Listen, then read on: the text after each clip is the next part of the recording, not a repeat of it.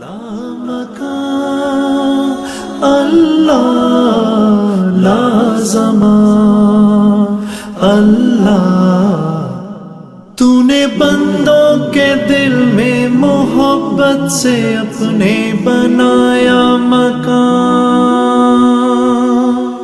نور سے بھر دیے تو نے دل، تو جو ہے لامکان، لامکان اللہ لا زمان اللہ لامکان۔ اعوذ باللہ من الشیطان الرجیم، بسم اللہ الرحمن الرحیم۔ حضرات و خواتین، آپ کے علم میں ہے کہ القرآن کورسز نیٹ ورک پاکستان کے زیر اہتمام ہر ماہ کے دوسرے اتوار کو یہاں القرآن کورسز سینٹر بہادر آباد میں درس قرآن و حدیث کی فکری نشستیں منعقد کی جاتی ہیں۔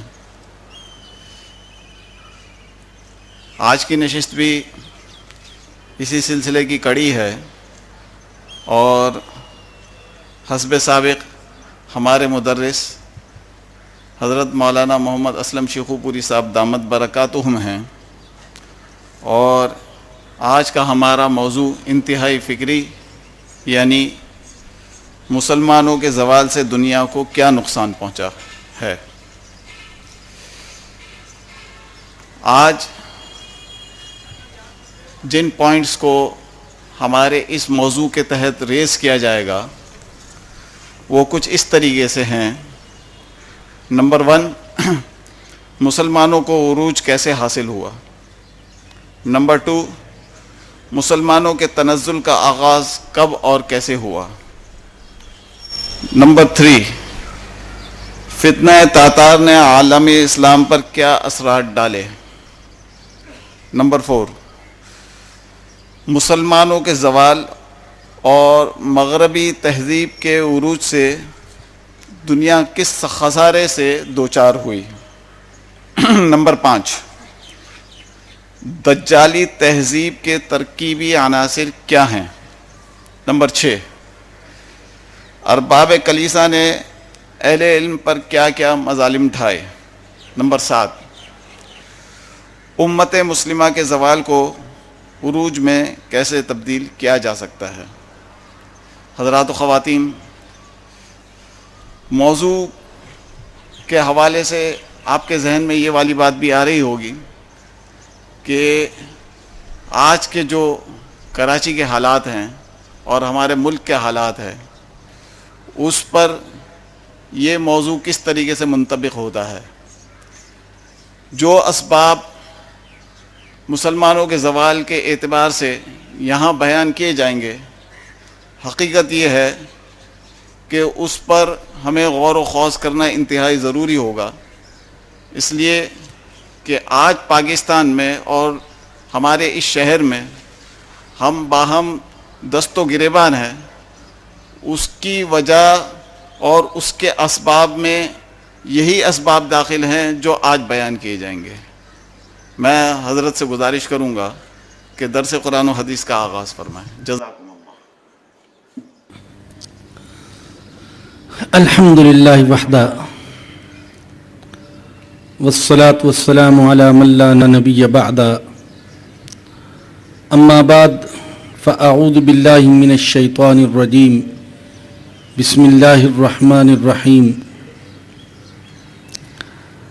ولا تہنوا ولا تحزنوا وانتم الاعلون ان کنتم مؤمنین۔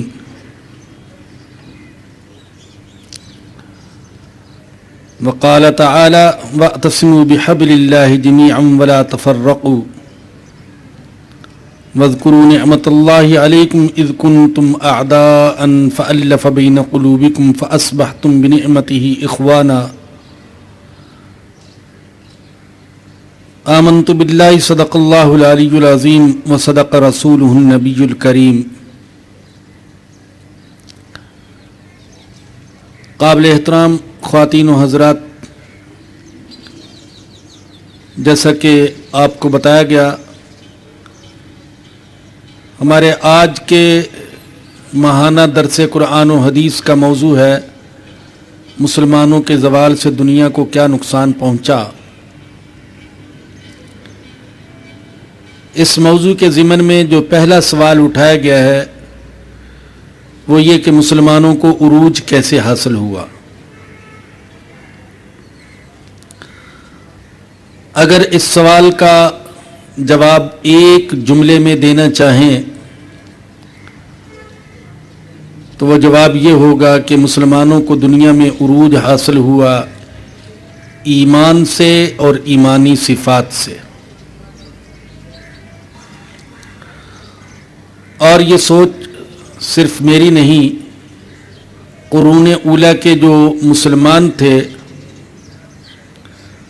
بالخصوص صحابہ کرام رضی اللہ عنہم اجمعین، ان کی بھی سوچ یہی تھی کہ ہمیں دنیا میں عزت، عروج اور اقتدار جو ملا تو وہ ایمان اور ایمانی صفات کی بنیاد پر ملا، ورنہ عرب سرور عالم صلی اللہ علیہ وسلم کی بعثت سے قبل دنیا میں سب سے زیادہ اجڑ، گنوار، جاہل، قاتل، ڈاکو اور لٹیرے سمجھے جاتے تھے، مگر اللہ پاک نے ایمان کی برکت سے ان کے حالات بدل دیے۔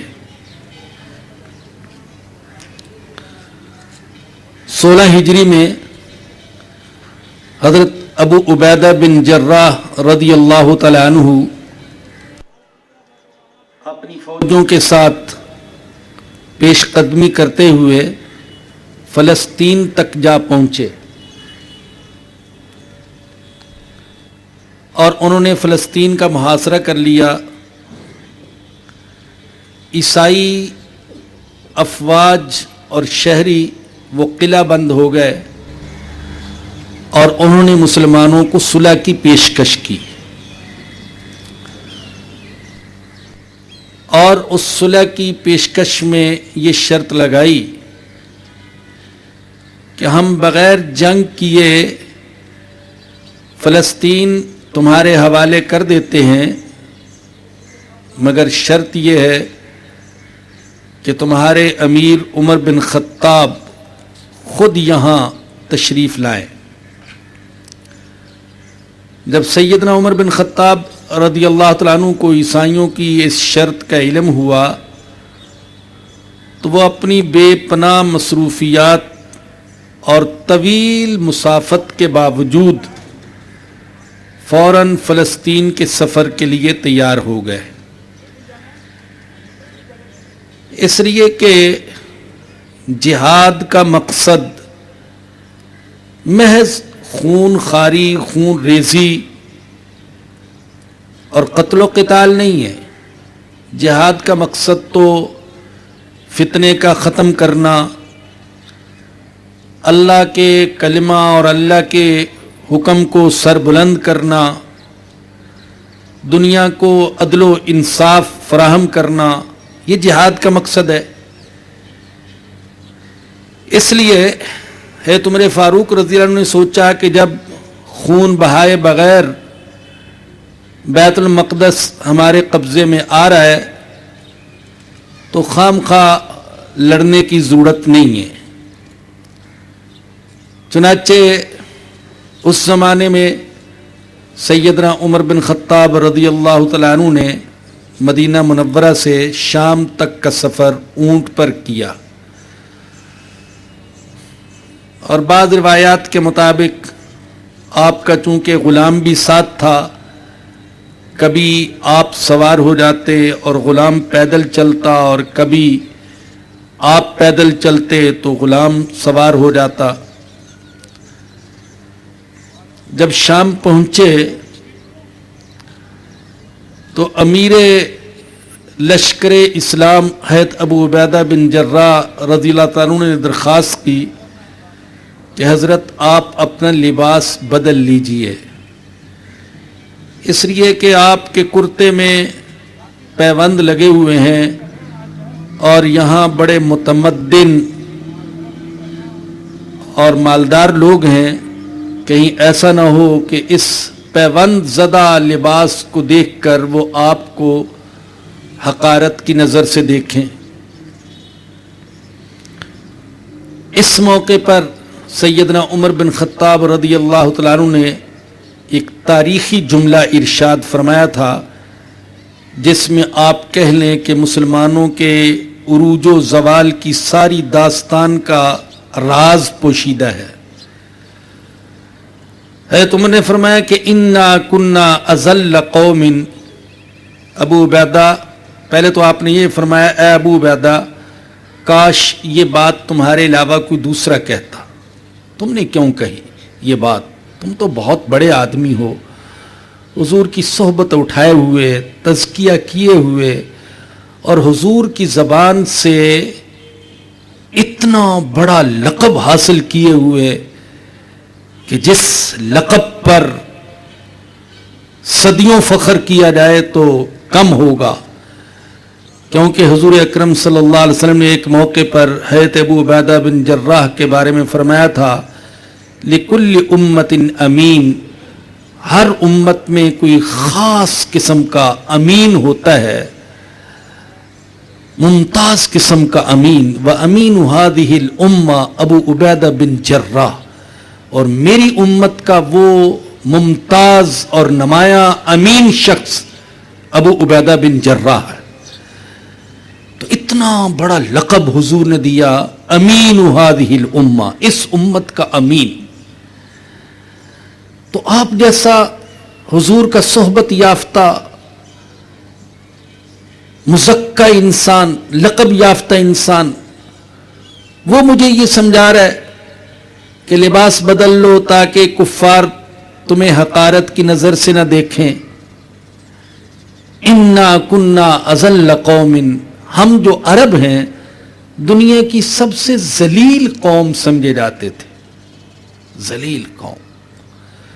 یہ جو آپ سنتے ہیں نا کیسر و کسریٰ اور دوسرے بادشاہوں کی طرف آپ نے خطوط لکھے اور ان میں سے بعض نے بڑی بے ادبی اور گستاخی کے ساتھ ان خطوط کو پھاڑ دیا، یا سفیر کے ساتھ بات کرنا ہی مناسب نہیں سمجھا، تو یہ جان لیں کہ ان کا یہ رویہ اس بنا پر نہیں تھا کہ یہ پیغمبر اسلام کے خطوط ہیں، ان کا یہ رویہ اس بنا پر تھا کہ یہ ایک عرب کی طرف سے خطوط ہیں، اور عربوں کو کیسے جرت ہو گئی کہ ہمارے جیسے ترقی یافتہ اور دولت مند بادشاہوں کے ساتھ بات کر سکیں، نہ صرف بات کریں بلکہ ہمیں یہ حکم دیں کہ تم مسلمان ہو کر ہمارے حضور پیش ہو جاؤ۔ ان کو جرت کیسے ہوئی؟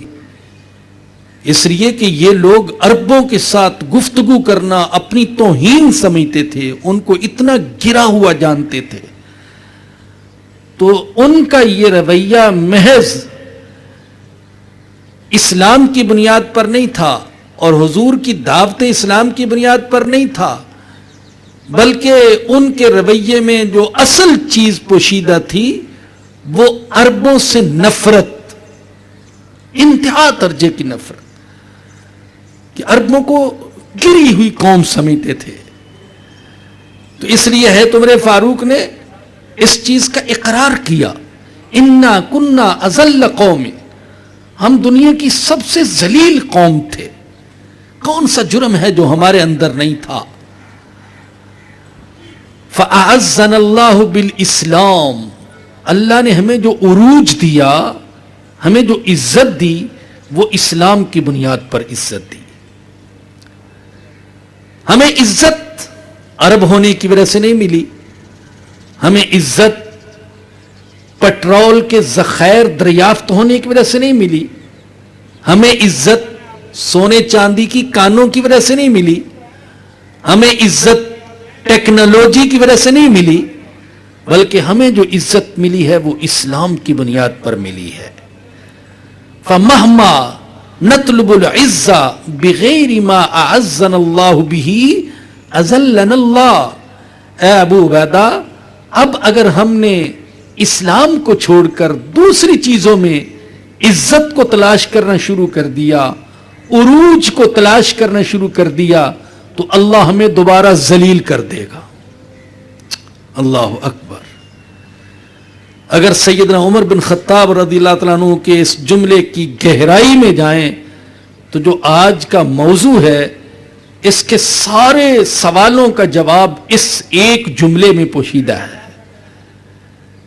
جو بڑے لوگ ہوتے ہیں ان کے الفاظ کم ہوتے ہیں، معانی بے پناہ، اور ہمارے جیسے کم علموں، بے علموں اور جاہلوں کے الفاظ بہت زیادہ، تقریریں بڑی لمبی، مغز بہت مختصر سا، تھوڑا سا۔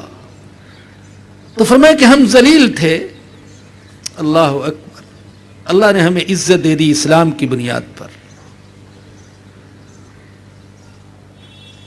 یہ جملہ آپ کو سناتے ہوئے میرے دل میں یہ خیال آ رہا ہے، پتہ نہیں آپ کے کیا جذبات ہیں، میں اپنی انفرادی زندگی کے اعتبار سے بھی سوچتا ہوں تو یہ جملہ میرے اوپر پورا پورا صادق آتا ہے کہ میں تو بڑا ذلیل تھا، میرا خاندان بڑا کمزور تھا، اللہ پاک نے عزت دی تو صرف اسلام کی بنیاد پر، صرف قرآن کی بنیاد پر، صرف ایمان کی بنیاد پر۔ اور یہ حقیقت ہے، میں آپ کے سامنے عرض کر رہا ہوں، بعض اوقات میں اپنے بچوں سے بھی کہتا رہتا ہوں کہ ہمیں عزت خاندان کی وجہ سے نہیں ملی، فیکٹری کارخانے کی وجہ سے نہیں ملی، کسی جماعت کی وجہ سے، سیاست کی وجہ سے، اقتدار کی وجہ سے نہیں ملی، صرف ایمان کی بنیاد پر، صرف قرآن سے نسبت کی بنیاد پر۔ اگر ہم نے اس نسبت کو حقیر جانا، معاذ اللہ، یا اس نسبت کو ختم کر دیا تو ہم دوبارہ ذلیل ہو جائیں گے۔ تو حضرت عمر فاروق نے یہ فرمایا کہ ہم ذلیل تھے، عروج ملا، عزت ملی، اقتدار ملا، دبدبہ ملا، رعب ملا، غلبہ ملا، فتوحات ملی، وسعت ملی، اسلام کی بنیاد پر۔ اگر ہم نے اس بنیاد کو چھوڑ کر دوسری چیزوں میں عزت کو تلاش کیا تو اللہ ہمیں دوبارہ ذلیل کر دے۔ ویسے ہی ہو رہا ہے، اب دیکھیں تو ویسے ہی ہو رہا ہے۔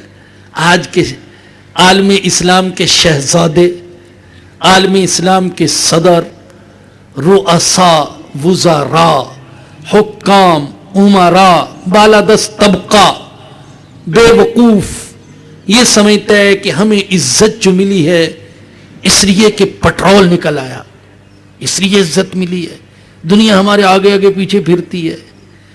کوئی سمجھتا ہے عزت ملی ہے تو سونے چاندی کی کانوں کی بنیاد پر ملی ہے، اور کوئی یہ سوچتا ہے کہ امریکہ کو کیوں عزت ملی، برطانیہ کو کیوں عزت ملی، تو مادی اسباب پر نظر جاتی ہے، ٹیکنالوجی کی وجہ سے ملی ہے، اسلحہ کی وجہ سے ملی ہے، ایٹم بم کی وجہ سے ملی ہے۔ ہم بھی اگر یہ چیزیں حاصل کر لیں تو ہمیں بھی عزت مل جائے گی۔ چنانچہ دوڑ لگی ہوئی ہے، کوشش کر رہے ہیں مسلمان، ہم بھی یہ چیزیں کسی طریقے سے حاصل کر لیں تو ہم بھی معزز ہو جائیں گے۔ لیکن نہیں، ہماری سوچ غلط ہے، اور رسول اللہ صلی اللہ علیہ وسلم کے خلیفہ ثانی ہے عمر فاروق کی سوچ صحیح ہے۔ مسلمانوں کو عزت اسلام کی بنیاد پر ملی۔ ہو سکتا ہے دوسری قوموں کو دنیاوی عزت دوسری چیزوں کی بنیاد پر ملتی ہو، لیکن مسلمانوں کو ایمان اور اسلام کی بنیاد پر عروج ملا۔ اور یہاں میں یہ عرض کر دوں کہ ایمان صرف زبان سے لا الہ الا اللہ محمد الرسول اللہ پڑھ لینے کا نام نہیں ہے، اور اسلام صرف ظاہری چند رسمیں روح کے بغیر ادا کر لینے کا نام نہیں ہے۔ ایمان تو یقین کا نام ہے، ایسا یقین جو دل میں اتر جائے۔ حضور اقدس صلی اللہ علیہ وسلم اللہ سے دعا کیا کرتے تھے، اللہم انی اسألک ایمانا یباشر قلبی ویقینا صادقا حتی اعلم انہ لا یصیبنی الا ما کتبت لی برزم من المعیشت بما قسمت لی، اے اللہ میں تجھ سے ایسے ایمان کا سوال کرتا ہوں جو میرے دل میں پیوست ہو جائے، جو میرے دل میں اتر جائے، جو میرے خون میں رچ بس جائے، ایسا ایمان مانگتا ہوں، اور ایسا سچا یقین مانگتا ہوں کہ مجھے یقین آ جائے کہ مجھے کوئی مصیبت نہیں پہنچ سکتی سوائے اس کے جو تو نے میرے مقدر میں لکھ دی ہے، اور مجھے صرف وہی معیشت، اتنا ہی رزق مل سکتا ہے جو تو نے میرے لیے مقدر فرما دیا، اس کے سوا کچھ نہیں۔ یقین آ جائے اور ایمان آ جائے میرے دل میں، تو ایمان حقیقت میں یقین کا نام ہے، یقین دل میں اتر جائے۔ منافق کہتے تھے ہم ایمان لائے، اللہ نے قرآن میں ذکر کیا سورہ حجرات میں، قالت الاعراب آمنا، ہم ایمان لائے، کلمہ پڑھتے تھے۔ اللہ نے اپنے پیغمبر سے فرمایا قل، آپ ان سے کہہ دیں لم تؤمنو، تم ایمان نہیں لائے ہو، اس لیے کہ تمہارے دل میں ایمان نہیں اترا، تم سمجھ رہے ہو کہ ایمان نام ہے لا الہ الا اللہ محمد الرسول اللہ کے الفاظ زبان سے دہرا لینے کا، لیکن ایمان تو وہ ہے جو دل میں اتر جائے، جو یقین بن کر دل میں اتر جائے، اور یقین تو تمہارے دل میں ہے نہیں، لہذا تمہیں یہ حق نہیں ہے کہ تم یہ کہو کہ ہم ایمان لائے جب تک کہ دل میں یقین پیدا نہ ہو۔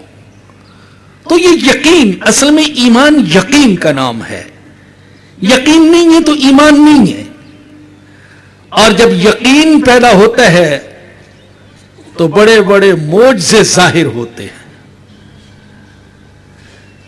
ہاں، اقبال غفرت فرمائے، عجب شاعر تھے۔ میرا تو مطالعہ بڑا ناقص اور محدود سا ہے، لیکن میرے علم کے مطابق امت مسلمہ پر کڑنے والا، قرآن کی ترجمانی کرنے والا، امت مسلمہ کو بیدار کرنے کی کوشش کرنے والا شاعری کے ذریعے سے اقبال سے بڑا شاعر نہیں گزرا ہے۔ اس کی ہر بات سے ہمیں اتفاق نہیں، اختلاف بھی ہو سکتا ہے، لیکن بہرحال اس کے اندر یہ جو کڑن اور بیداری تھی اس سے انکار نہیں کیا جا سکتا، اور صرف میں ہی اس کا معترف نہیں ہوں، ایک عالم معترف ہے، اور بڑے بڑے علماء نے اس کا اقرار کیا، حتیٰ کہ سید ابو الحسن علی ندوی رحمۃ اللہ علیہ جیسا اس صدی کا عظیم انسان وہ بھی اقبال کا مداح ہے۔ تو یقین کے حوالے سے وہ کہتے ہیں اقبال جب اس انگارہ خاکی میں ہوتا ہے یقین پیدا تو کر لیتا ہے یہ بالو پرے روح الامین پیدا۔ جب اس خاکی انگارے میں یقین پیدا ہوتا ہے تو جو روح الامین میں بالو پر ہیں وہ اس کے اندر پیدا ہو جاتے ہیں۔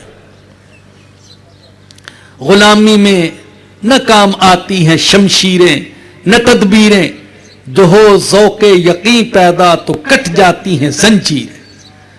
غلامی میں شمشیریں اور تدبیریں کسی کام نہیں آتی۔ بڑا عجیب شعر ہے یہ جو لوگ کہتے ہیں نا بھی ٹیکنالوجی حاصل کر لو، جدید اسلحہ حاصل کر لو، بس تم بھی ایک غالب اور ترقی یافتہ قوم بن جاؤ گے، غلط کہتے ہیں۔ جو اقبال کہہ رہے ہیں غلامی میں نہ کام آتی ہیں شمشیریں نہ تدبیریں، جب ہیں ہی غلام، سوچ غلامی والی، سیاست غلامی والی، معاشرت غلامی والی، تو شمشیروں سے کیا ہوگا اور ایٹم بم سے کیا ہوگا؟ آج ہم نے ایٹم بم بنا رکھا ہے، لیکن کون ڈرتا ہے ہم سے؟ کیا عزت ہے؟ اللہ معاف فرمائے ہماری۔ ایک کالم نگار نے ایک دفعہ لکھا تھا، اس کی بات نقل کر رہا ہوں، ناراض نہ ہو جانا، بڑا عجیب کالم لکھا ہے ایٹم بم کے حوالے سے طنزیہ انداز میں۔ تو اس نے کہا کہ ایک طوائف اپنے کسی آشنا سے ملنے کے لیے گئی تو دیکھا کہ اس کی جیب میں خنجر ہے طوائف اور جیب میں خنجر۔ اس آشنا نے پوچھا یہ کیوں رکھا ہوا ہے؟ تو اس نے کہا اپنی ناموس کی حفاظت کے لیے۔ اپنی ناموس کی حفاظت کے لیے خنجر رکھا ہوا ہے. تو بھائی ایسے خنجر کا کیا کام جب سوچ ہی غلامانہ ہو, محکومانہ ہو, تو ایٹم بم یا شمشیریں یا ٹیکنالوجی یا اسلحہ وہ کام نہیں آئے گا. اور اقبال ہی کہتے ہیں یقین افراد کا سرمایہ تعمیر ملت ہے, یہی قوت ہے جو صورت گرے تقدیر ملت ہے. افراد کا جو یقین ہے یہ ملت کی تعمیر کا سرمایہ ہے, اور یہی وہ قوت ہے جو ملت کی تقدیر کی صورت بنانے والا سرمایہ اور قوت ہے. یقین کس چیز کا؟ کہ یقین آ جائے. یقین اللہ کا یقین, اللہ کی صفات کا یقین. اللہ کا یقین تو ہے اللہ ہے, لیکن اصل ہے اللہ کی صفات کا یقین. اللہ کی جتنی صفات ہیں وہ آپ پڑھتے جائیے, ان سب کا یقین. مجھے یقین آ جائے اللہ کے رحمان ہونے کا, اللہ کے رحیم ہونے کا, اللہ کے کریم ہونے کا, اللہ کے رزاق ہونے کا. رزق دینے والا وہ ہے, یہ یقین آ جائے. کوئی نہیں رزق دے سکتا مجھے اس کے سوا. وہ کھلانا چاہے تو کوئی بھوکا نہیں رکھ سکتا, اور وہ بھوکا رکھنا چاہے تو کوئی کھلا نہیں سکتا. رزاق وہ ہے, افراد کا رزاق بھی وہ ہے, اور جماعتوں, قوموں اور ملکوں کا رزاق بھی وہی ہے. کوئی ظاہری طاقت رزاق نہیں ہے. موقع نہیں میں تفسیر میں جا کر بتاؤں. ان اشاروں کو سمجھتے جائیے کہ جو آج مسلمان کے دل سے یہ نکل گیا کہ رزاق کون ہے, رزق دینے والا کون ہے. دجالی اور مادی حکومتوں, سلطنتوں اور معاشروں اور قوتوں کو سمجھا جا رہا ہے یہ رزق دینے والے. نہیں, رزاق اللہ تعالیٰ کی ذات ہے. وہ ہر بات سنتا ہے, ہر چیز دیکھتا ہے, ہر چیز سے باخبر ہے, ہر جگہ حاضر ہے, ہر جگہ موجود ہے. یہ اللہ کا یقین.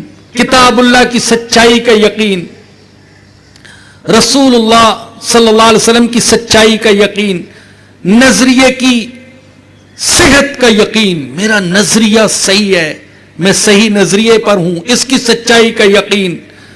کفر کی ناکامی کا یقین. صداقت و دیانت میں کامیابی ہے, اس کا یقین. دنیا فانی ہے, عارضی ہے, اس کا یقین. دوسری زندگی حقیقی ہے, اس کا یقین. اسباب کچھ نہیں ہے جب تک کہ مسبب الاسباب ان میں اثر پیدا کرے, اس کا یقین. تو جب یہ یقین پیدا ہو جائے تو پھر عبادت میں مزہ آتا ہے, پھر اللہ کی راہ میں خرچ کرنے میں لطف آتا ہے, بھوکا رہنے میں بھی مزہ آتا ہے, غریبی اور فقیری میں بھی مزہ آتا ہے, گناہوں سے بچنے میں مزہ آتا ہے. لیکن اس کے برعکس جب یقین نہ ہو, شکوک و شبہات اور وساوسی و وساوس, تو عبادت میں لذت نہیں رہتی, دعا میں اثر نہیں رہتا, اور ذکر میں نور نہیں رہتا. اقبال ہی نے کہا ہے محبت کا جنوں باقی نہیں ہے, مسلمانوں میں خون باقی نہیں ہے. صفیں کچ دل پریشاں سجدہ بے ذوق. صفیں کچ دل پریشاں سجدہ بے ذوق, کہ جذبے دروں باقی نہیں ہے. جب اندر کا جذب نہیں, یقین نہیں, تو پھر نماز میں بھی مزہ نہیں ہے, سجدہ بھی بے ذوق ہے, بے کیف ہے, عبادت اور دعا میں بھی لطف نہیں. اللہ پاک نے جو قرآن کریم میں آخری سورت رکھی ہے سورہ ناس, بہت سی حکمتیں ہیں اس میں. تو ایک بڑی حکمت اس میں یہ بھی ہے کہ آخری دور کا, ویسے تو ہر دور کا, لیکن آخری دور کا خاص طور پر سب سے بڑا فتنہ وساوس کا فتنہ ہے, شکوک و شبہات کا فتنہ.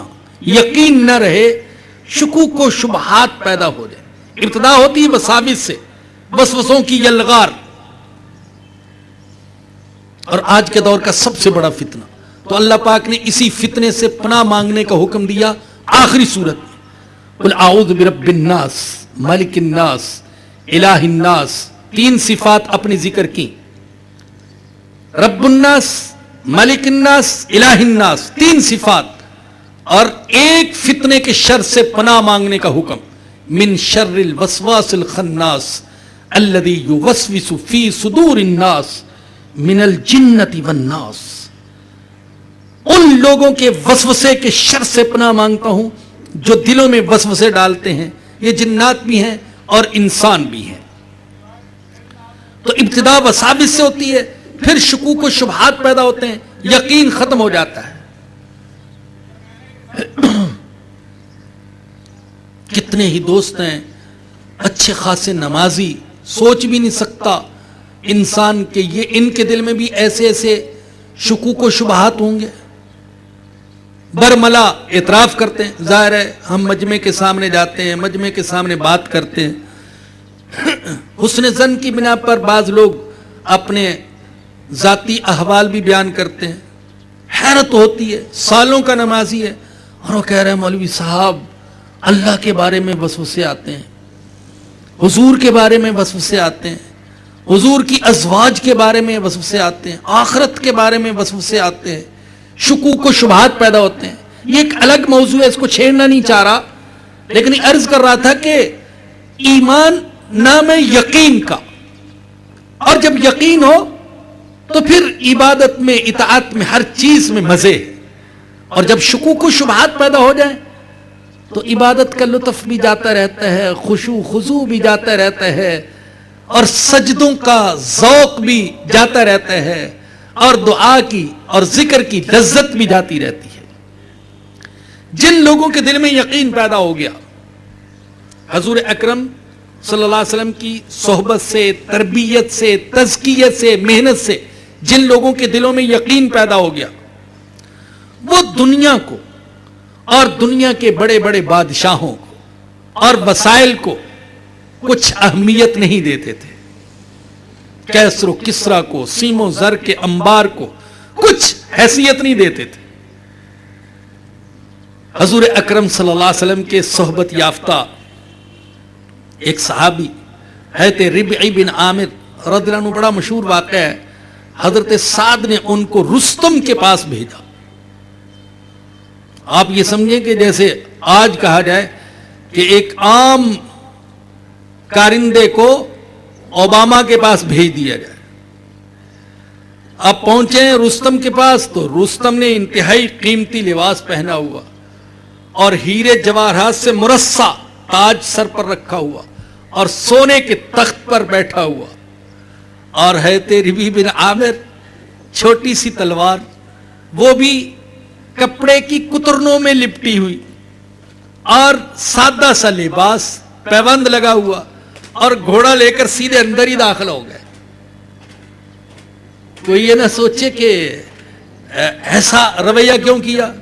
میرا دل کہتا ہے وہ بھی جانتے تھے کہ آداب کیا ہوتے ہیں، لیکن ان بادشاہوں کو، مغرور بادشاہوں کو، ان کی حیثیت دکھانا چاہتے تھے اور محمد کی غلامی کی شان جتلانا چاہتے تھے صلی اللہ علیہ وسلم، کہ حضور کے غلام کیسے ہوتے ہیں اور ان کی نظر میں تمہاری حیثیت کیا ہے، یہ بتانا چاہتے تھے. ورنہ عمومی انسانی جو اخلاق ہیں ان کا بھی تقاضا تھا کہ اس کے دربار کے وہ آداب جو شریعت سے نہیں ٹکراتے ان کا لحاظ کرتے، لیکن وہ اس کو بتانا چاہتے تھے کہ تمہاری حیثیت کیا ہے محمد کے غلاموں کی نظر میں صلی اللہ علیہ وسلم. تو نیزے کو نیچے مارتے ہوئے، قالین پر مارتے ہوئے، گھوڑے کو ساتھ لے کر، گھوڑے کو ان کے تکیے کے ساتھ جا کر باندھ دیا اور خود جا کر اس کے برابر بیٹھ گئے. وہاں تو حکم دور سے جب داخل ہوتے تھے تو سجدہ کرتے ہوئے، رکوع کرتے ہوئے، قدم قدم پر جھکتے ہوئے، اور ادھر جا کر برابر بیٹھ گئے. اب کہاں وہ ایسا قیمتی لباس پہنے ہوئے، چمکتا ہوا تاج، سونے کا تخت، اور کہاں چیتھڑوں والا لباس اور چیتھڑوں میں لپٹی ہوئی تلوار لیے ہوئے ایک ملنگ، ایک درویش، ایک قلندر بیٹھا ہوا ہے ساتھ جا کر. بڑے وہ چیں بجے بھی ہو رہے ہیں اس کے درباری، یہ کیا طریقہ ہے؟ ان کا میں خود نہیں آیا، مجھے بلایا گیا ہے، اب اگر کہتے تو واپس چلے جائیں گے۔ رستم کہتا نہیں، واپس نہ جاؤ، بولو کس لیے آئے ہو؟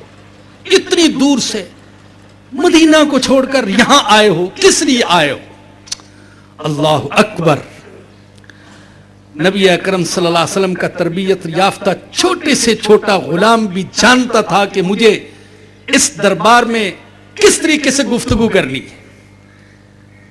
حضور کی سیاست کیا تھی؟ سچائی پر مبنی سیاست۔ آج کی سیاست کیا ہے؟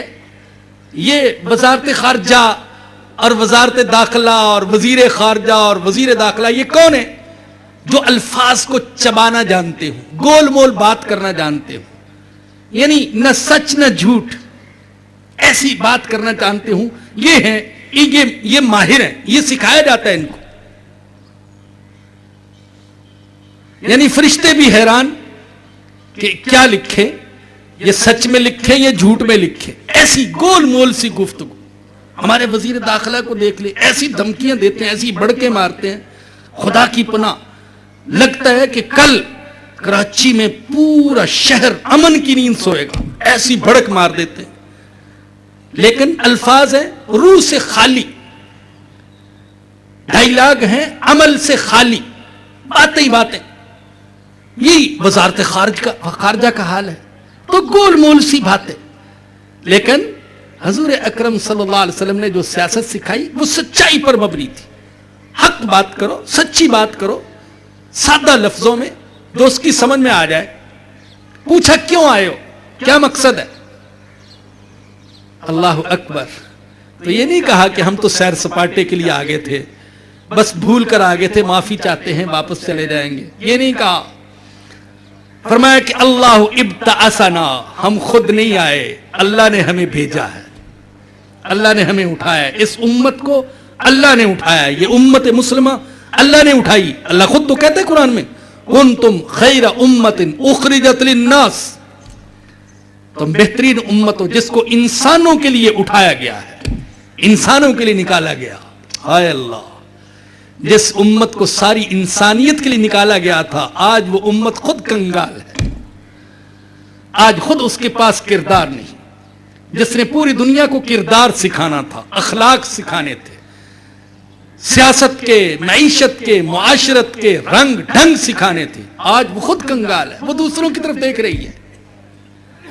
تو کہا اللہ ابتعثنا، اللہ نے ہمیں اٹھایا ہے، اللہ نے ہمیں بھیجا ہے، لنخرج من شاء من عبادت الناس الی عبادت اللہ، تاکہ جسے اللہ چاہے اسے ہم انسانوں کی عبادت سے نجات دے کر اللہ کی عبادت کا عادی بنا دیں۔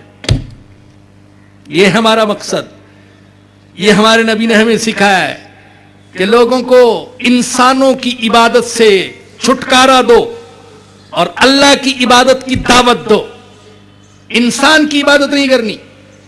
اب سوچئے کیا سوچ ہے کہ عبادت تو یا اللہ کی ہوتی ہے، سچے اللہ کی، یا عبادت جھوٹے معبودوں کی، بتوں کی، فلاں کی فلاں کی۔ اور یہ کیا کہہ رہے ہیں؟ ہمیں اس لیے بھیجا گیا تاکہ ہم انسانوں کو انسانوں کی عبادت سے چھٹکارا دے کر اللہ کی عبادت کی طرف لے جائیں۔ کل بھی، آج بھی، بلکہ آج زیادہ، سب سے زیادہ جو عبادت ہو رہی ہے وہ بتوں کی نہیں، لات حبل اور عزا منات کی نہیں، انسان کی عبادت۔ اور بات مختصر کروں تو سب سے زیادہ عبادت انسان اپنے نفس کی کر رہا ہے، اپنی خواہشات کی کر رہا ہے۔ تو فرمایا کہ ہم اس لیے آئے تاکہ انسانوں کو انسانوں کی عبادت سے ہٹا کر اللہ کی عبادت میں لگا دیں۔ وَمِن ضِيقِ الدُّنْيَا إِلَى سَعَةِ الْآخِرَةِ، اور دنیا کی تنگی سے آخرت کی وسعت کی طرف لے جائیں۔ یہ دنیا کی تنگی پر مر مٹنے والے لوگ ہیں، ہم ان کو بتائیں کہ آخرت کتنی وسیع ہے۔ ان چند نعمتوں پر اپنا سب کچھ لٹا دینے والوں، ہم تمہیں بتاتے ہیں کہ اللہ نے تمہاری جنت کی صورت میں کتنی وسیع و عریض دنیا رکھی ہے، کیسی کیسی نعمتوں کا سامان اللہ نے تمہارے لیے کر رکھا ہے. ومن جور الادیان الی عدل الاسلام، اور دینوں کے ظلم سے نکال کر اسلام کے عدل کی طرف لے جائیں. اللہ اکبر. غیر معروف سے صحابی ہے، کوئی بہت بڑا نام نہیں ہے،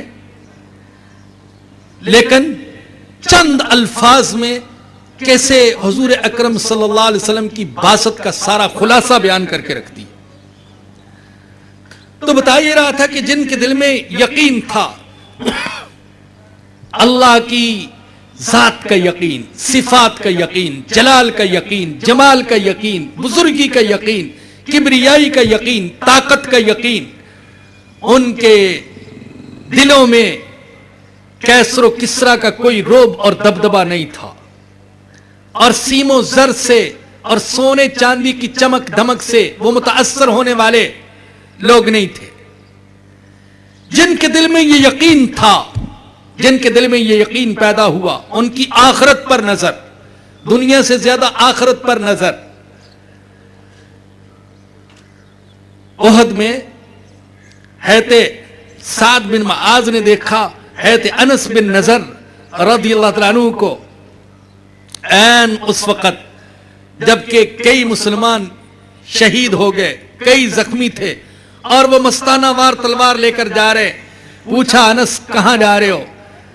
فرمانے لگے اے سعد مجھے اس احد کے اس طرف جنت کی خوشبو آ رہی ہے. تو آخرت کا اتنا یقین، دل میں یقین پیدا ہو گیا. ایسا یقین اللہ کے دیکھنے کا، اللہ مجھے دیکھ رہا ہے، اللہ دیکھ رہا ہے، جو کچھ کر رہا ہوں اللہ کے لیے، کہ خیانت کا تصور بھی محال. مدائن میں بہت سا مال غنیمت آیا، اس میں کسرا کا تاج بھی تھا. وہ ایک غریب مسلمان کے ہاتھ کہیں لگ گیا، اور بعض روایات میں آتا ہے کہ وہ اپنے منہ کو کپڑے سے لپیٹے ہوئے کسرا کا تاج لے کر آیا، امیر کو لا کر پیش کیا. امیر حیرت زدہ رہ گیا. آپ جانتے ہیں اس زمانے کے بادشاہ تاجوں پر کتنا خرچ کرتے تھے، دنیا کے قیمتی ہیرے جواہرات اپنے تاجوں میں وہ چڑھتے تھے. تو حیران رہ گیا کہ یہ غریب سا سپاہی ہے اور اس کو کسرا کا تاج کہیں سے مل گیا اور اس کا ایمان ڈاماڈول نہیں ہوا، خیانت کا خیال اس کے دل میں نہیں آیا. تو پلٹنے لگا تو اس سے پوچھا کہ بتاؤ تو صحیح تمہارا نام کیا ہے؟ سوچا ہوگا کہ اس کو کچھ انعام دوں. تو اس نے کہا، بعض کتابوں میں یہ الفاظ لکھے ہیں، اس نے واپس پلٹتے ہوئے کہا میں نے جس اللہ کے ڈر سے اس دیانت کا ثبوت دیا ہے وہ میرا نام خوب جانتا ہے، مجھے نام آپ کو بتانے کی ضرورت نہیں ہے. ایک طرف تو امانت و دیانت کا ایسا مظاہرہ، پھر ایسا اخلاص کہ نام تک بتانا وہ گوارا نہیں کیا. تو بھائیو عرض یہ کر رہا تھا کہ جن کے دل میں یہ یقین پیدا ہو گیا ان کی زندگی کیسے بدل گئی. جن کے دل میں واقعی یقین پیدا ہو گیا، ایسا یقین پیدا ہو گیا کہ شراب جس کے بغیر وہ زندگی کا ایک دن بھی گزارنا محال سمجھتے تھے، ہر دسترخوان زینت ہوتی تھی، ہر دعوت کی شراب زینت ہوتی تھی. جب اعلان ہوا، منادی نے اعلان کیا او لوگو اللہ نے شراب کو حرام کر دیا، جام ہاتھ میں ہے، مٹکے پڑے ہوئے ہیں، ساقی موجود ہے، لیکن حکم دیا کہ سب توڑ ڈالو، آج کے بعد ہاتھ نہیں لگائیں گے، اللہ نے اس کو حرام قرار دے دیا ہے. وہی لوگ جو بیٹیوں کو زندہ درگور کرنے والے تھے، جب یقین پیدا ہو گیا اب بیٹیوں کی کفالت اور تربیت پر فخر کرنے لگے. مختصر یہ کہ اس یقین اور ایمان کی وجہ سے ان کے دن بدل گئے، ان کی راتیں بدل گئیں، ان کے جذبات بدل گئے، محبت و نفرت کے پیمانے بدل گئے، جینے کا ڈھنگ بدل گیا، اور وہ سب ایک امت بن گئے.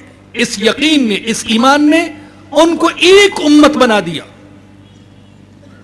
ویسے تو میں عرض کر چکا ہوں کہ اس سارے موضوع کا حاصل تو ہے عمر فاروق اس جملے میں آ گیا، لیکن مزید پھیلائیں تو اس امت کو جو عروج ملا ایمان کے ساتھ ساتھ تو وحدت کے نتیجے میں امت میں وحدت پیدا ہو گئی، فکری وحدت، سب کی سوچ ایک جیسی، سب کا نظریہ ایک جیسا، سب کا ذہن ایک جیسا، فکری وحدت۔ یہ بہت بڑی وحدت ہے، بڑی اہم وحدت ہے۔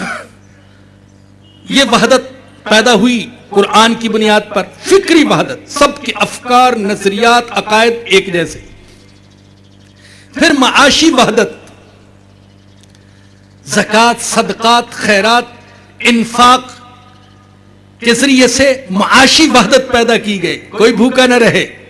پھر معاشرتی وحدت، اور اس میں اہم کردار ادا کیا نماز نے۔ معاشرتی وحدت، سب ایک جیسے، ایک ہی دسترخوان پر بیٹھنے والے، ایک ہی صف میں کھڑے ہونے والے، ایک ہی صف میں کھڑے ہو گئے، محمود و ایاز، نہ کوئی بندہ رہا نہ کوئی بندہ نواز۔ پھر سیاسی وحدت، ایک ہی سوچ ہے، اعلاء کلمت اللہ اور استیصال کفر، کفر کا استیصال اور اللہ کے کلمے کی سربلندی۔ تو یہ تو بھائی عام مسلمانوں کا حال تھا۔ اللہ پاک نے ان کو جو قیادت عطا فرمائی،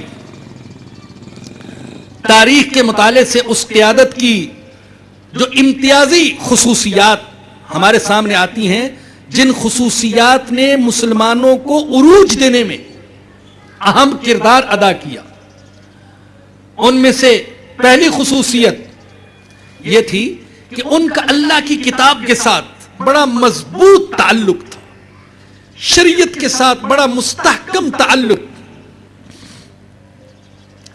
وہ ادھر ادھر دیکھتے نہیں تھے کیسر کا نظام کیا ہے اور کسرا کا نظام کیا ہے اور مصر والوں کا نظام کیا ہے اور شام والوں کا نظام کیا ہے، ان کو ادھر ادھر دیکھنے کی ضرورت ہی نہیں تھی۔ ان کی نظر جاتی تھی ہر معاملے میں اللہ کی کتاب کی طرف اور آسمانی شریعت کی طرف۔ یہ مسلمانوں کی قیادت کی پہلی خصوصیت۔ دوسری خصوصیت، جن کو قیادت ملی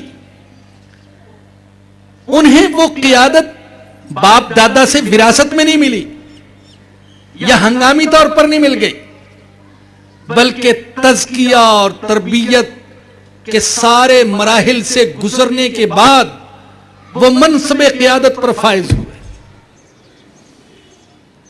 حضرت ابوبکر صدیق ہنگامی طور پر مسلمانوں کے خلیفہ نہیں بن گئے کہ انہوں نے ایک جماعت بنائی اور نعرے لگائے اور سبز باغ دکھائے اور لوگوں سے وعدے کیے اور خلیفہ بن گئے، ایسا نہیں ہے۔ حضرت عمر فاروق ایسے نہیں بنے، بلکہ یہ سب لوگ تزکیہ اور تربیت اور تعلیم کے سارے مراحل سے گزرے، جسے ہمارے ہاں مشائخ کہتے ہیں بڑے رگڑے کھانے کے بعد دلوں سے پہلے نکالا گیا عہدہ اور قیادت کی محبت کو نکالا گیا۔ اللہ کے نبی نے فرمایا کہ جسے کوئی عہدہ بغیر طلب کے ملا اسے اللہ کی مدد بھی ملے گی، اور جس نے طلب سے کوئی عہدہ اور منصب حاصل کیا وہ ایسا گویا کہ وہ کند چھری سے ذبح کیا گیا ہے، اور اللہ کی مدد اس کو شامل نہیں ہوگی۔ تو دلوں سے نکال دی گئی قیادت کی چاہت اور منصب کی چاہت، اور پھر ان کو یہ چیزیں ملی۔ تیسری خصوصیت، یہ جو مسلمانوں کی قیادت تھی، اولین قیادت، یہ کسی خاص قوم اور ملک کے نمائندے نہیں تھے کہ وہ صرف عربوں کے نمائندے ہوں اور عربوں کی بادشاہی ساری دنیا پر چاہتے ہوں یا اپنی بادشاہت قائم کرنا چاہتے ہوں، نہیں، وہ اللہ کے نمائندے تھے، اللہ کے نبی کے نمائندہ تھے۔ وہی جو آپ نے ابھی حضرت ربیع بن عامر رضی اللہ عنہ کی زبان سے سنا، وہ کیا کہہ رہے ہیں؟ اللہ نے ہمیں بھیجا ہے۔ اور کس لیے بھیجا؟ تاکہ ہم انسانوں کو انسانوں کی عبادت سے نجات دلائیں اور اللہ کی عبادت کا عادی بنائیں۔ خواہ انسان عرب ہوں یا عجم. تو یہ پوری انسانیت کے لیے آیت ہے، اپنی قوم کے لیے نہیں، اپنے خاندان کے لیے نہیں، اپنی ذات کے لیے نہیں. اور چوتھی خصوصیت جو ہمیں اس قیادت کی نظر آتی ہے وہ کامل عدل کے علم بردار. ایسا عدل جو امیر اور غریب میں، اپنے اور غیر میں فرق نہیں کرتا. قرآن نے انہیں یہ سبق پڑھایا تھا، یا ایھا الذین آمنوا کونوا قوامین للہ شہداء بالقسط. تم نے انصاف قائم کرنا ہے، اگرچہ اپنے خلاف ہو، اپنے رشتہ داروں کے خلاف ہو، لیکن کسی صورت میں انصاف کا دامن نہیں چھوڑنا. تو یہ ان کی چوتھی خصوصیت تھی. ان کی جو پانچویں خصوصیت تھی کہ وہ انسانیت کے سچے خیر خواہ تھے. غیر مسلم بھی یہ سمجھتے تھے، ان کا دل اس بات کی گواہی دیتا تھا کہ یہ مسلمان مجاہدین، مسلمان سپہ سالار، مسلمان خلفاء یہ ہماری خیر خواہی کرتے ہیں، یہ ذاتی مفادات کے اسیر نہیں ہیں، ہمارے خیر خواہ ہیں، ہمارا ہی بھلا چاہتے ہیں، ہمیں ظلم سے نجات دینا چاہتے ہیں، ہماری آخرت بنانا چاہتے ہیں. تو یہ 5 نمایاں خصوصیات تھیں مسلمان قیادت کی. یہ تو عروج کے زمانے کی بات کر رہا ہوں کہ یقین تھا دلوں میں، اور قیادت ایسی تھی جس کے اندر یہ 5 خصوصیات تھیں. مسلمانوں میں تنزل کا آغاز اس وقت ہوا جب افراد میں وہ یقین، وہ ایمان باقی نہ رہا جو قرون اولیٰ کے مسلمانوں میں تھا، اور قیادت میں وہ خصوصیات نہ رہی جو پہلی قیادت کی خصوصیات تھی. اور اس تنزل کا آغاز حقیقت میں اس وقت ہوا جب خلافت ملوکیت میں بدلی ہے.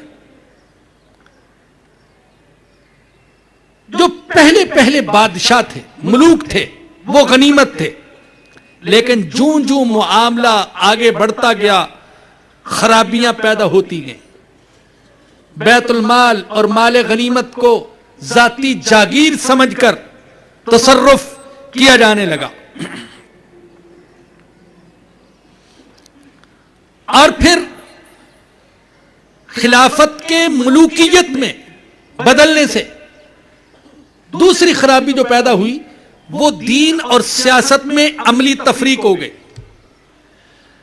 ایک وقت تھا کہ جو مسلح کا امام تھا وہی قاضی بھی تھا، وہی بادشاہ بھی تھا، وہی کمانڈر ان چیف بھی تھا، یعنی دینی منصب بھی اسی کے پاس تھا اور سیاسی منصب بھی اسی کے پاس تھا.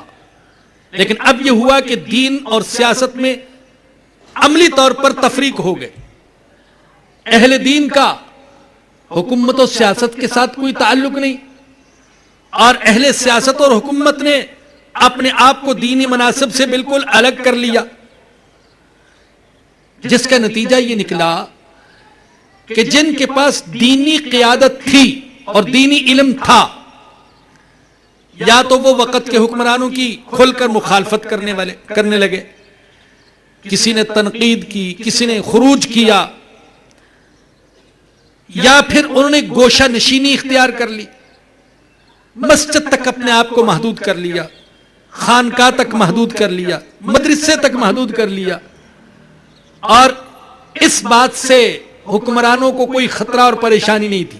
ٹھیک ہے، تم اپنا مدرسہ چلاتے رہو، اپنی مسجد چلاتے رہو اور خانقاہ چلاتے رہو، لیکن حکومتی امور کے ساتھ تم کوئی تعلق نہ رکھو. سیاست کیسے کرنی ہے اور خارجی طور پر حکومتوں سے تعلقات کیسے قائم کرنے ہیں، ملک کیسے چلانا ہے، تمہیں اس کے ساتھ کوئی تعلق نہیں ہونا چاہیے. بس تم تو یہ بات دیکھو مسلمانوں کا وضو صحیح ہے نہیں ہے، نماز صحیح ہے نہیں ہے، بس اس چیز کو دیکھو. لیکن ایوان حکومت کے ساتھ، ایوان عدل کے ساتھ، ایوان سیاست کے ساتھ تمہارا کوئی تعلق نہیں ہے. آپ دیکھیں تو آج بھی یہی ہے.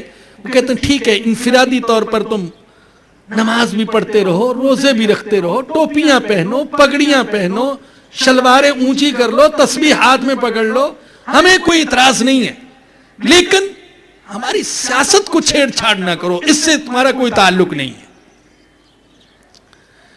نہ صرف یہ بلکہ یہود و نصارہ بھی وہ یہ چاہتے ہیں کہ یہ اپنی ذاتی زندگی میں صبح سے شام تک ذکر کرتے رہیں, کوئی بات نہیں کرتے رہیں, لیکن سامراج پوری دنیا پر چھا رہا ہے, دجال پوری دنیا پر چھا رہا ہے, دجالی تہذیب کو مسلط کیا جا رہا ہے, اس سے یہ تعلق نہ رکھیں, اس سے یہ سروکار نہ رکھیں. تو یہ دوسری خرابی تھی جو پیدا ہوئی کہ دین و سیاست میں عملی طور پر تفریق کر دی گئی. تیسری جو خرابی پیدا ہوئی وہ قیادت کے قول و فعل میں تضاد تھا. کہتے کچھ اور کرتے کچھ, باتیں بڑی پر اثر لیکن عملی اعتبار سے بڑا بگاڑ. کہنے کو تو وہ مسلمان بھی تھے اور کہنے کو وہ دین کے علم بردار بھی تھے, لیکن ان کی ذاتی زندگی میں منافقت سی آ گئی تھی. ایک چوتھی خرابی جو مسلمانوں کی قیادت میں پیدا ہوئی وہ جہاد سے اعراض تھا. میدان جہاد کو ترک کر دیا, جہاد سے دوری اختیار کر لی. جہاد میں اس امت کی سربلندی کا راز پوشیدہ ہے. جب تک جذبہ جہاد باقی رہا کفر پر مسلمانوں کا رعب اور دبدبہ طاری رہا, لیکن جب میدان جہاد کو خالی چھوڑ دیا تو کافروں کے دل سے بھی ان کی عزت, ان کا رعب اور دبدبہ نکل گیا. ایک پانچویں خرابی جو پیدا ہوئی وہ ایمان اور اتحاد کے اعتبار سے کمزوری. مسلمانوں کی طاقت کا راز دو چیزوں میں تھا, ایمان اور پھر آپس کا اتحاد.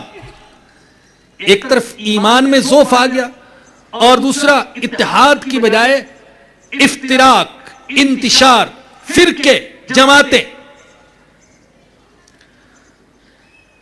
ایک ساتویں چھٹی اور بڑی اہم خرابی جو پیدا ہوئی اور آج تک ہے وہ یہ کہ سورت نے حقیقت کی جگہ لے لی. سورت باقی رہ گئی, حقیقت نہ رہی. دین کی صورت تو رہ گئی, دین کی حقیقت نہ رہی. ایمان کی صورت رہ گئی, ایمان کی حقیقت نہ رہی. نماز کی صورت رہ گئی, حقیقت نہ رہی. آہستہ آہستہ حقیقت نکلتی گئی. اور یاد رکھیے حقیقت کا مقابلہ حقیقت کر سکتی ہے صرف صورت نے. دیکھیں اگر مجھے ایمان کی حقیقت حاصل ہے تو میں خواہشات کی حقیقت کا مقابلہ کر سکتا ہوں, میں ترغیبات کی حقیقت کا مقابلہ کر سکتا ہوں, میں گناہوں کی حقیقت کا مقابلہ کر سکتا ہوں.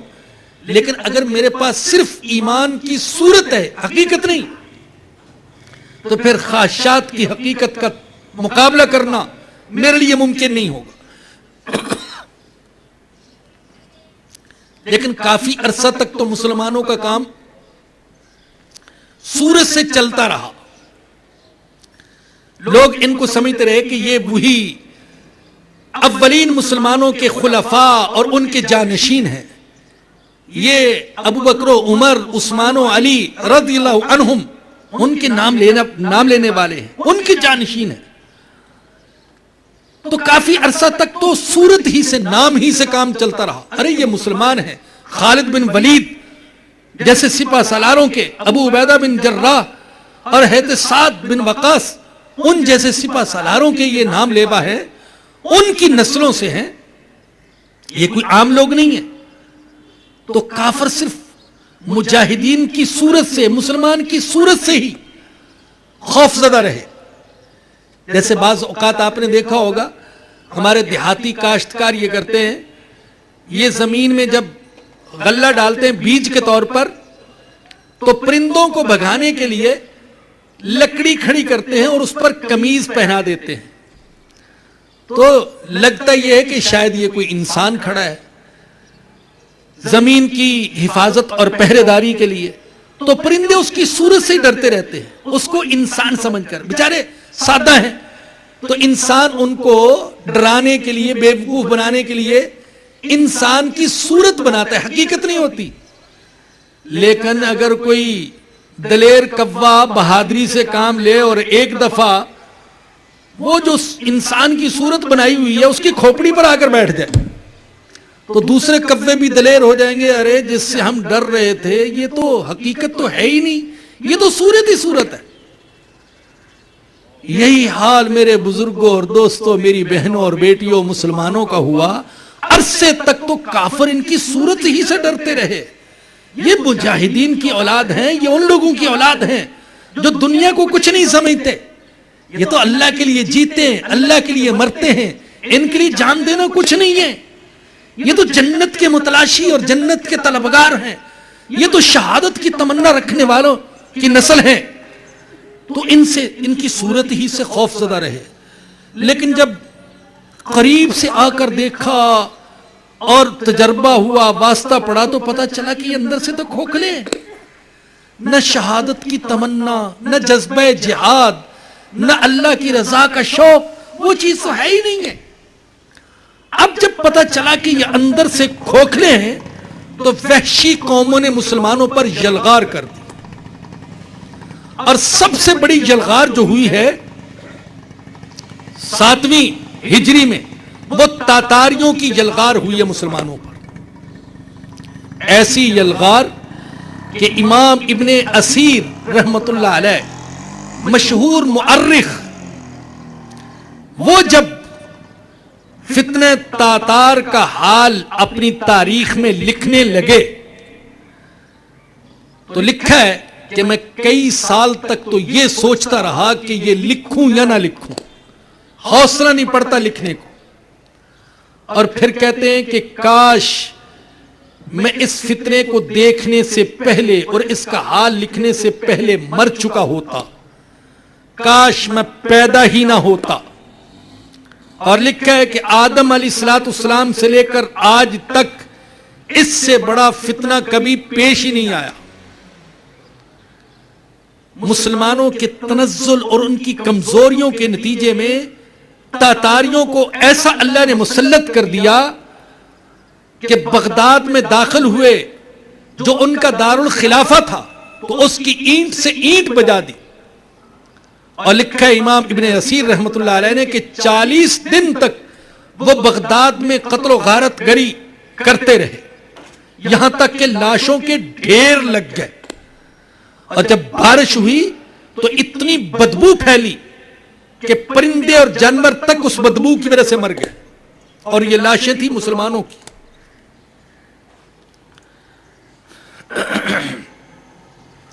اللہ کی شان دیکھیں کہ وہی تاتاری جن کو مسلمانوں کی تلوار شکست نہ دے سکی، ان تاتاریوں کو اسلام کی صداقت نے شکست دے دی، اور تاتاریوں کو اللہ پاک نے اسلام قبول کرنے کی توفیق دے دی۔ اس کے بعد 8ویں صدی میں جو عثمانی ترک ہیں یہ میدان میں آئے، اور انہوں نے دنیا کو اپنی طرف متوجہ کیا، بالخصوص جب 853 ہجری میں یعنی 15ویں عیسوی میں جب سلطان محمد فاتح نے صرف 24 سال کی عمر میں بازنطینی حکومت کے دارالسلطنت قسطنطنیہ کو فتح کیا، تو مسلمانوں میں ایک نیا جوش پیدا ہو گیا۔ یہ وقت، یہ 9ویں صدی ہجری کا یہ زمانہ، یہ مسلمانوں کے اندر ایک جوش پیدا ہونے کا زمانہ تھا، اس لیے کہ صدیاں گزر گئی، کوئی قسطنطنیہ کو چھیڑنے کی اور اس کی طرف بڑھنے کی جرت نہیں کر سکا تھا، اور سلطان محمد فاتح نے ریگستان میں کشتیاں چلا کر، جہاز چلا کر ایک معجزہ سا پیدا کر دیا۔ تو اس وقت مسلمانوں کے اندر بڑا جوش خروش پیدا ہوا، ایک نئی امنگ پیدا ہوئی. جیسے آج کل ہم کبھی کبھی سنتے ہیں طالبان نے اتنے امریکی مردار کر دیے اور اتنوں کو ہلاک کر دیا، تو کبھی کبھی ہمارے اندر بھی تھوڑا سا جوش پیدا ہو جاتا ہے، اچھا مسلمان بھی امریکیوں کو للکارنے کی جرت رکھتے ہیں، ایسا ہو سکتا ہے کہ ہم بھی ان کو مار سکیں. صرف مرنا ہی ہمارے مقدر میں نہیں ہے، مارنے کا بھی کبھی کبھی موقع مل جاتا ہے. تو کبھی کبھی افغانی طالبان کوئی ایسی کرامت ہمیں دکھاتے ہیں تو ہمارے اندر بھی جینے کا حوصلہ پیدا ہوتا ہے، اور لگتا ہے کہ واقعی ہمارے اندر بھی شاید ابھی تک سیف اللہ حضرت خالد بن ولید رضی اللہ تعالیٰ عنہ جیسے مجاہدوں کی کچھ جرت اور عظیمت اور ان کی کچھ خصوصیات باقی ہیں. تو اسی طریقے سے جب سلطان محمد فاتح نے قسطنطنیہ کو فتح کیا حیرت انگیز طریقے سے، تو پوری دنیا کے مسلمانوں میں ایک جوش سا پیدا ہوا، اور پھر اللہ نے ترکوں کو کعبے کی خدمت کے لیے قبول کیا. لیکن پھر ترکوں میں بھی تنزل کے آثار ظاہر ہونا شروع ہوئے، آپس میں بغض، حسد، اسراف، فضول خرچی، حب دنیا، جمود اور پسماندگی، یہ چیزیں ان کے اندر بھی آ گئی. اور پھر ترکوں کی پسپائی کے بعد اور خلافت کے انہدام کے بعد بتدریج بین الاقوامی منظر پر مغربی تہذیب اور قومیں چھا گئیں. مسلمانوں کے زوال اور مغربی تہذیب کے عروج سے دنیا کو کیا نقصان پہنچا، اس پر تو ابھی گفتگو ہونی ہے. میں نے شروع میں بتا دیا بھائی الطاف صاحب کو کہ انشاءاللہ دوسری قسط بھی اور دوسری نشست بھی اسی حوالے سے ہوگی. مختصر طور پر آخر میں ایک جواب دے کر بات کو ختم کرنا چاہوں گا. دنیا کو جو سب سے بڑا نقصان پہنچا، جو میری ناقص سوچ کے مطابق، وہ یہ کہ مادی سوچ ایمانی سوچ پر غالب آ گئی. اگر یہ کہوں تو بے جا نہیں ہوگا کہ اکثر ملکوں اور اکثر انسانوں اور اکثر خطوں پر دجالیت غالب آ گئی، اور روحانیت اور ایمانیت وہ کچھ پیچھے سے چلے گئے. یوں ہوا جیسے پسپائی اختیار کر لی، اور دجالیت نے نہ صرف یہود و نصارہ کو بلکہ بہت سارے مسلمانوں کو بھی اپنے اثر میں لے لیا. یہ کیسے ہوا، کیسے وہ مغربی تہذیب چھا گئی، اور کیسے ہم اس تہذیب کے اثرات سے اور دجالیت سے محفوظ رہ سکتے ہیں، اور کس طریقے سے مسلمانوں کے زوال کو عروج میں تبدیل کیا جا سکتا ہے. انشاءاللہ اللہ پاک نے توفیق دی تو اس حوالے سے اگلی نشست میں گفتگو ہوگی. وآخر دعوانا ان الحمدللہ رب العالمین. جزاکم اللہ.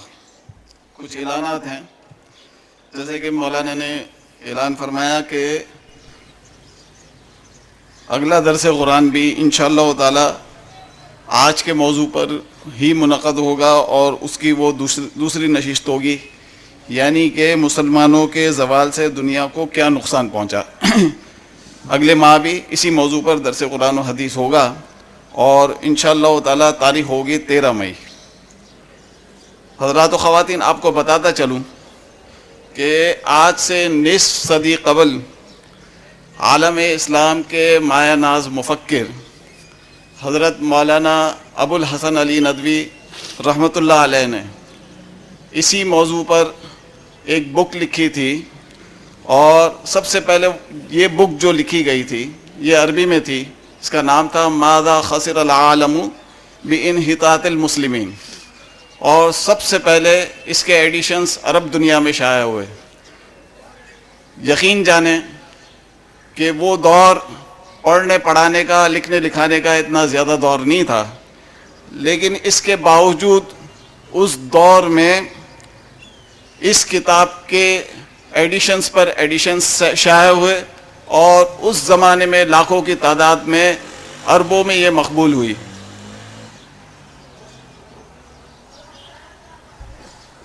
ایک اعلان یہ ہے کہ جو آج نئے آنے والے حضرات ہیں وہ باہر کاؤنٹر پر جو ہمارے موبائل فون رجسٹر کرنے کے لیے فارم رکھے ہوئے ہیں وہاں اپنے موبائل فون رجسٹر کروائیں. یہاں بھی ہم نے فارم سرکولیٹ کیا ہوا ہے تاکہ آپ حضرات اپنے موبائل فون اگر ہمارے یہاں اندراج کروا دیں گے تو آپ کو ہمارے پروگراموں کے SMS ملتے رہیں گے. ایک اہم اعلان یہ ہے کہ مدینہ مسجد بنس روڈ گلی نمبر 4 میں آج سے دین کی بنیادی تعلیمات کے کچھ شارٹ کورسز شروع ہو رہے ہیں. آج بعد نماز مغرب اس کی افتتاحی تقریب ہے اور اس کی تفصیل کچھ اس طریقے سے ہے کہ اسکول کالجز اور یونیورسٹیز کے طلباء اور معاشرے کے دیگر طبقات سے تعلق رکھنے والے حضرات کے لیے سہمائی ترجمہ و تفسیر قرآن کلاسز، سہمائی عربی گرامر کلاسز برائے قرآن فہمی اور دین کے ضروری مسائل سیکھنے کے لیے سہمائی فقہ کلاسز کا آج سے مدینہ مسجد میں آغاز ہو رہا ہے. اس کی افتتاحی تقریب انشاءاللہ تعالی بعد نماز مغرب وہیں مسجد میں منعقد ہوگی. آپ تمام حضرات سے گزارش ہے کہ یہ جو کورسز ہیں ان میں آپ داخلہ لیں. 3 ماہ کا یہ کورس ہوگا اور جو بیسک عربک گرامر جو کر چکے ہیں ان کے لیے وہاں ایڈوانس عربی گرامر کی کلاسز کا بھی اہتمام کیا گیا ہے. کلاسز روزانہ رات 8 بجے شروع ہوا کریں گی اور 1.5 گھنٹے تک جاری رہا کریں گی اور ہفتے میں 6 دن کلاسز ہوں گی اور اتوار کو تعطیل ہوگی.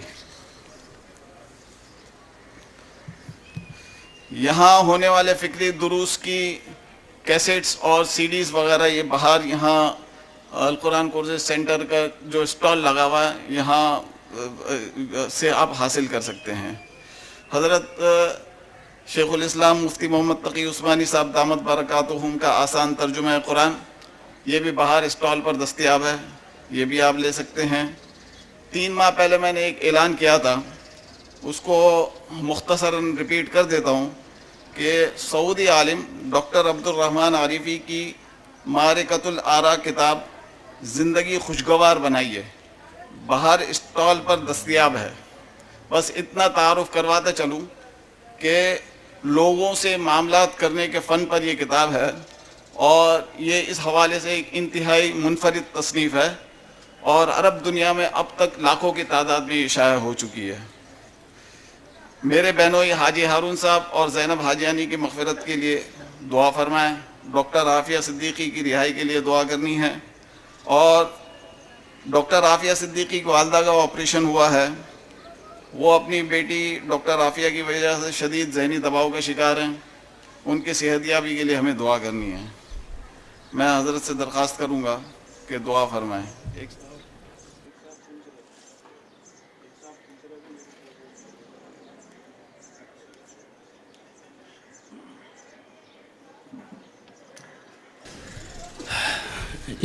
بھائی الطاف صاحب نے فرمایا کہ ایک ساتھی پوچھ رہے تھے شب قرآن کا انشاءاللہ جلدی اس کا اعلان کریں گے، آپ تک اخبارات وغیرہ کے ذریعے سے وہ اعلان پہنچ جائے گا انشاءاللہ. الحمدللہ رب العالمین والصلاة والسلام علی سید الانبیاء والمرسلین. ربنا ظلمنا انفسنا وان لم تغفر لنا وترحمنا لنکونن من الخاسرین. ربنا لا تؤاخذنا ان نسینا واخطأنا. ربنا ولا تحمل علينا إصرا كما حملته على الذين من قبلنا. ربنا ولا تحملنا ما لا طاقة لنا به. ربنا ولا تحملنا ما لا طاقة لنا به. ربنا ولا تحملنا ما لا طاقة لنا به. واعف عنا واغفر لنا وارحمنا أنت مولانا فانصرنا على القوم الكافرين.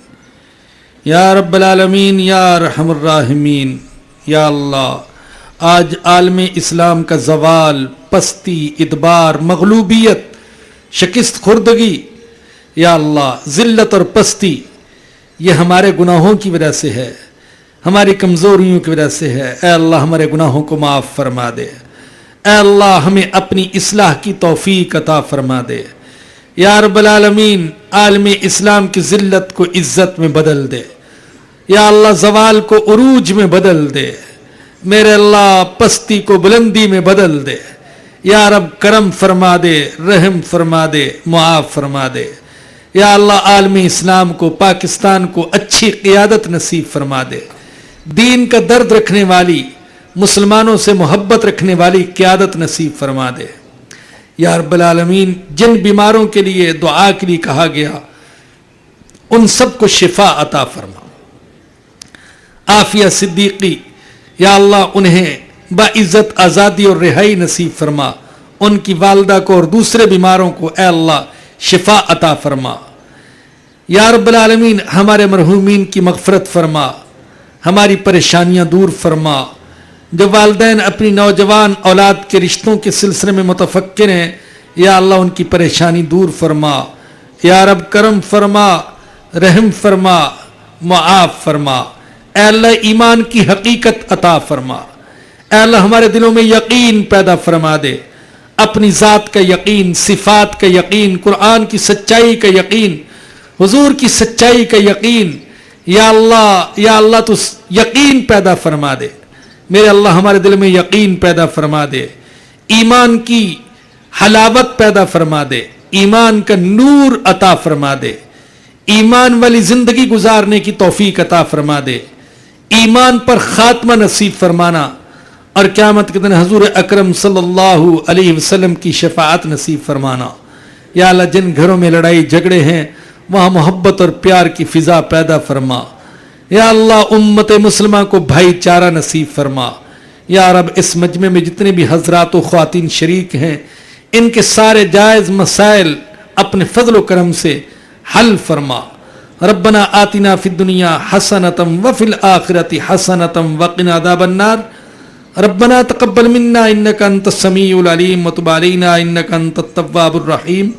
صلی اللہ تعالی علی رسولہ وخیر خلقہ سیدنا و مولانا محمد و آلہ و صحبہ و اہل بیتہ اجمعین آمین برحمتک یا ارحم الراحمین۔ لا مکان اللہ، لا زمان اللہ، تو نے بندوں کے دل میں محبت سے اپنے بنایا مکان، نور سے بھر دیے تو نے دل، تو جو ہے لامکان۔